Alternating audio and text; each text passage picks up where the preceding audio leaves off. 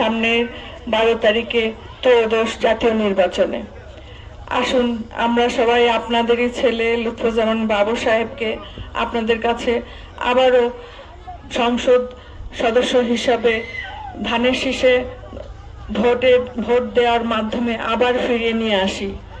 আপনাদের এই একটি মূল্যবান ভোট আবার ওনাকে আপনাদের কাছে আপনাদের কল্যাণের জন্য ফিরিয়ে নিয়ে আসতে পারে, আমরা সেই প্রচেষ্টা করি।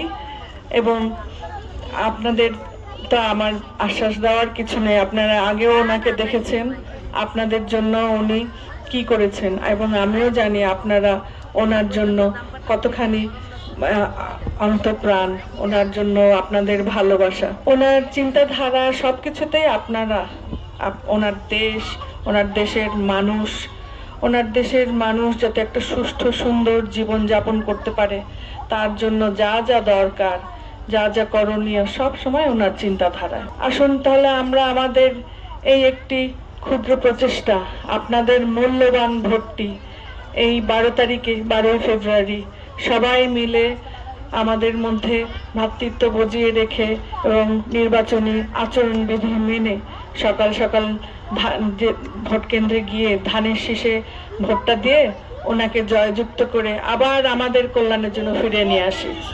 আমার অনেক দিনের ইচ্ছা ছিল, মদনে ছিলাম এবং এই মোহনগঞ্জে আসতে পেরে আমি নিজেকে অনেক ধন্য মনে করছি। আপনারা সবাই আমাদের জন্য দোয়া করবেন, আমারও আপনাদের জন্য শুভকামনা, দোয়া রইল।